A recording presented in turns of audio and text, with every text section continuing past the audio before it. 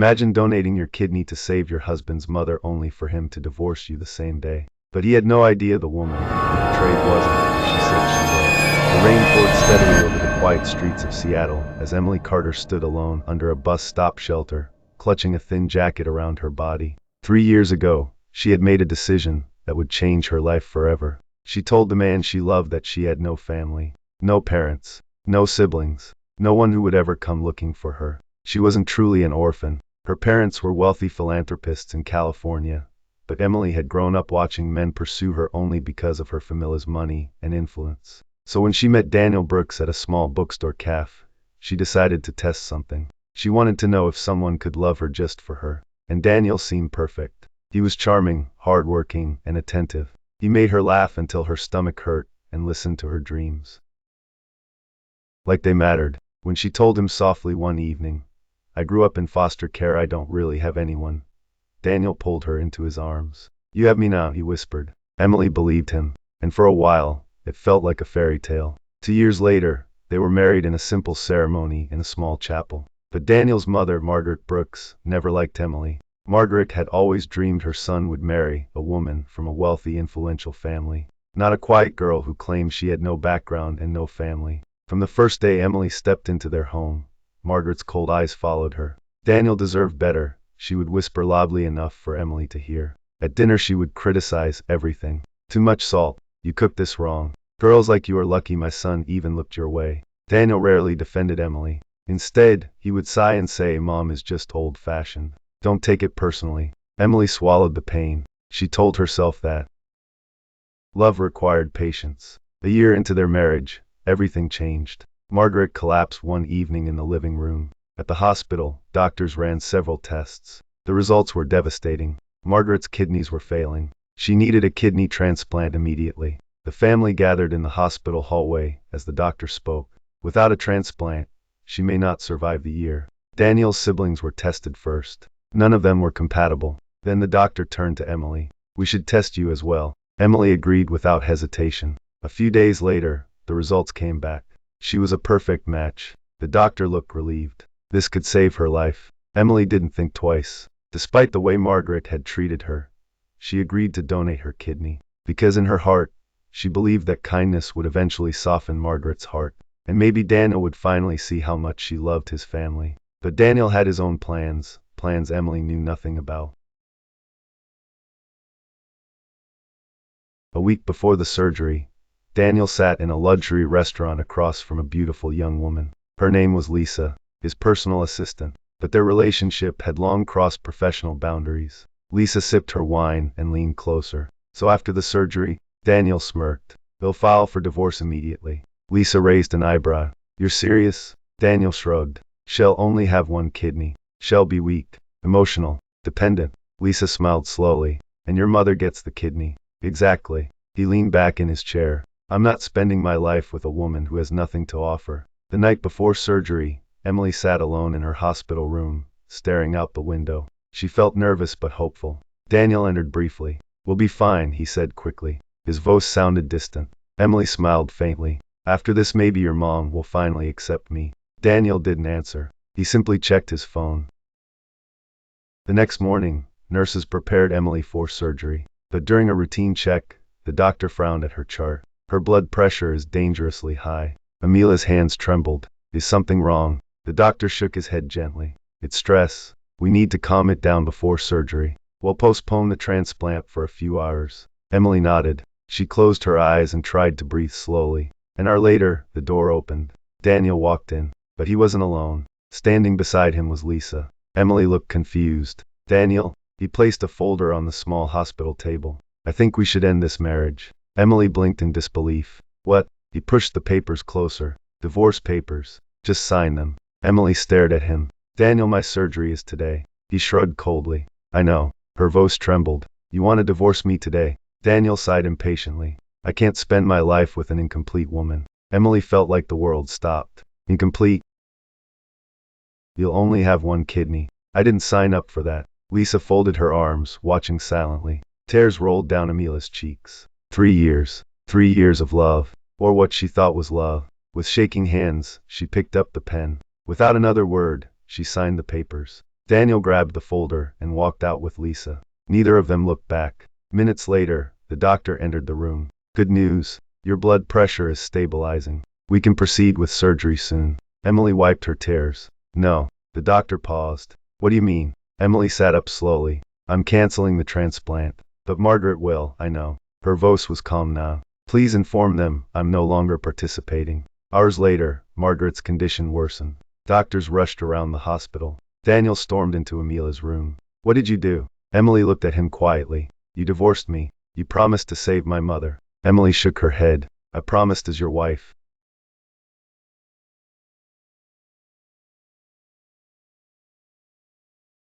She placed the signed divorce papers on the table. I'm not your wife anymore. Daniel's face turned pale. You're killing her. Amelia's voice was steady. No, Daniel. You did. Then Emily made one final phone call. Within hours, black luxury cars arrived at the hospital. Men in suits stepped out, and behind them walked an elegant older couple. Amelia's parents. Margaret's eyes widened when she saw them. The entire hospital staff whispered. They were famous philanthropists worth hundreds of millions. Emily stood beside them. I'm not an orphan, she said calmly. I just wanted someone to love me for who I am. Daniel's face turned ghost white. But it was too late. Margaret never received the transplant in time. Daniel lost his mother. He lost his marriage. And he lost the woman who truly loved him.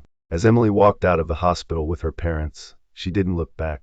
Because sometimes, the greatest test of love reveals the darkest truth. And when the truth appears, some people realize too late that they destroyed the only person who truly cared. After the divorce papers were signed and Emily walked away from the hospital with her parents, Daniel Brooks believed he had won. He still had his job, his company, and Lisa. For a few weeks life felt normal again. Lisa moved into his luxury apartment almost immediately. She loved the expensive furniture, the rooftop pool, and the designer clothes Daniel bought her. At first, Daniel tried not to think about Emily. But sometimes, late at night, her calm face in that hospital bed would appear in his mind. The way she signed the divorce papers without arguing. The way she simply said, I promise to help you as your wife. Those words began to haunt him. A few months later, things started to change. Daniel worked at a mid-sized logistics company where he managed corporate contracts. But the company had been struggling financially for years. One afternoon, the CEO called an emergency meeting.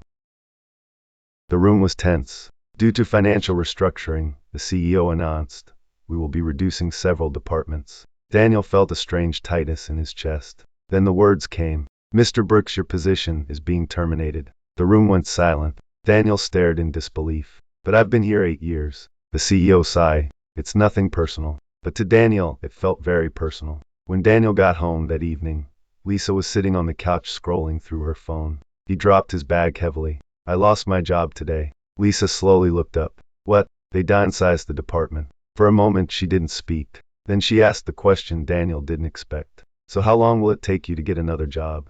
Daniel rubbed his forehead. I'm not sure. That was the moment something changed in Lisa's eyes. The warmth disappeared. Months passed. Daniel struggled to find another position. Bills started piling up. The luxury apartment became impossible to maintain.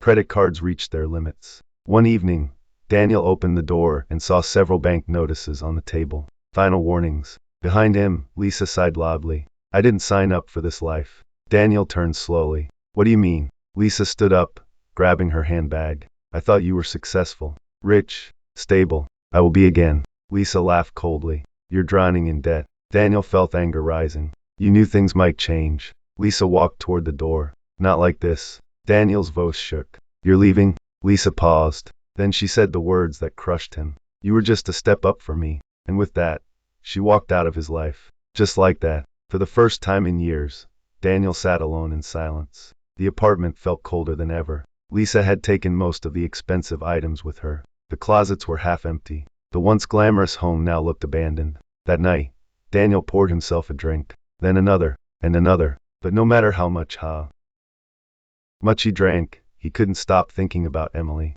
He remembered how she used to wake up early and make breakfast, how she quietly cleaned the house, how she tried so hard to make his mother happy, and how he never once defended her. A deep wave of regret washed over him. For the first time, Daniel realized something painful. Emily had loved him, truly loved him, and he had thrown it away. A year later, Daniel's life had changed completely. He lost the apartment, His car was repossessed. Most of his savings disappeared paying debts. One evening, while walking past a cafe, he saw something that stopped him in his tracks. A news report playing on the television inside. On the screen was a familiar face. Emily. She stood beside her parents at a charity event. The reporter spoke proudly. Emily Carter, daughter of philanthropists Richard and Susan Carter, has launched a new medical foundation to help patients who cannot afford organ transplants. Daniel's heart sank.